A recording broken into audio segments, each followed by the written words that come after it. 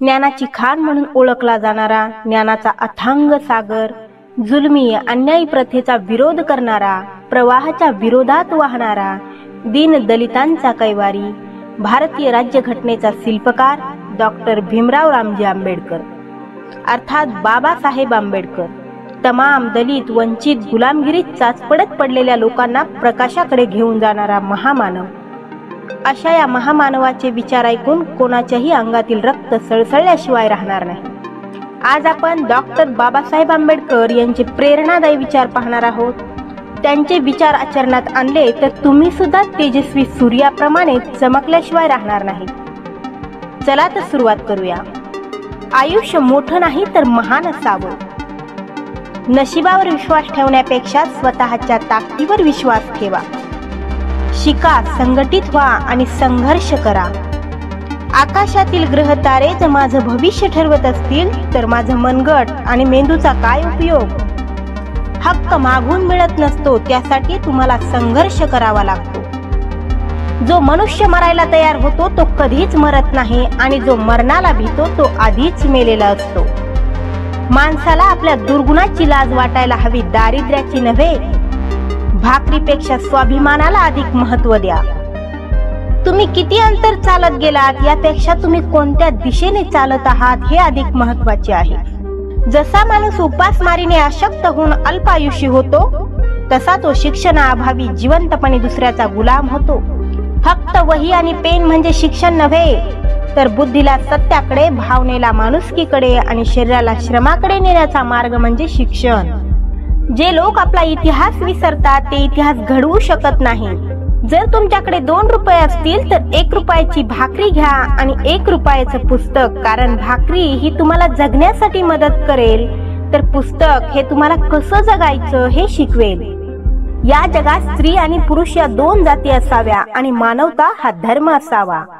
मला निष्ठेची माणसं हवीत, त्यांच्यात विचारांची कमतरता असल्यास ती मी भरून काढीन। मी गरीब घराण्यात जन्माला आलो ही माझी चूक नाही, परंतु मी गरीब म्हणून मेलो तर ही माझी खूप मोठी चूक आहे। जीवन ही वस्तू चैनीची नसून ती कर्तव्याची कर्मभूमी आहे। आवाजावरून नम्रता, उच्चारावरून विद्वत्ता तर वर्तनावरून शील समजते। अर्धी भाकरी कमी खा पण मुलांना दर्जेदार शिक्षण द्या। जो धर्म अशिक्षितांना अशिक्षित रहा, निर्धनांना निर्धन रहा अशी शिकवण देतो तो धर्म नसून शिक्षा आहे। माणूस आयुष्यभर जरी शिकत राहिला तरी तो ज्ञानसागराच्या केवळ गुडघाभर पाण्यातच पोहोचू शकेल। मी असा धर्म मानतो जो स्वातंत्र्य, समता आणि बंधुतेची शिकवण देतो। मोठ्या गोष्टीचे बेत करण्यापेक्षा छोट्या गोष्टीने आरंभ करणे श्रेष्ठ ठरते। अन्याय करणाऱ्यापेक्षा अन्याय सहन करणारा मोठा गुन्हेगार असतो। मी नदीच्या प्रवाहाला वळवणाऱ्या भक्कम खडकासारखा आहे।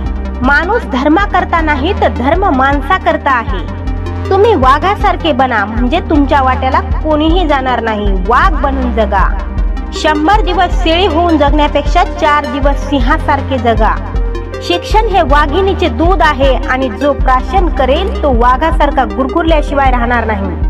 मंदिरात जाणाऱ्या लोकांच्या रांगा जेव्हा वाचनालयाकडे येतील त्या दिवशी माझ्या देशाला महाशक्ती बनण्यापासून कोणीही रोखू शकणार नाही। प्रत्येक पावलावर स्वतःच्या ज्ञानात भर टाकत जाणे यापेक्षा अधिक सुख दुसरे काय असू शकेल। ग्रंथ हेच गुरु, वाचाल तर वाचाल। अन्यायाविरुद्ध लढण्याची ताकद आपल्या अंगी येण्यासाठी आपण स्वाभिमानी व स्वावलंबी बनलं पाहिजे। जी माणसे पायाने चालतात ती फक्त अंतर कापतात आणि जी माणसे डोक्याने, त्यांच्या बुद्धीने चालतात ती माणसे निश्चितच त्यांची गाठतात। स्वतःची लायकी तुम्ही विद्यार्थी असतानाच वाढवा। इतरांचे दुर्गुण शोधण्यापेक्षा त्यांच्यातील सद्गुण शोधावे। तूच आहेस तुझ्या जीवनाचा शिल्पकार। तुम्ही सूर्याप्रमाणे स्वयंप्रकाशित व्हा, पृथ्वीप्रमाणे परप्रकाशित होऊ नका। मला डोक्यावर घेऊन नाचण्यापेक्षा माझे विचार डोक्यात घ्या।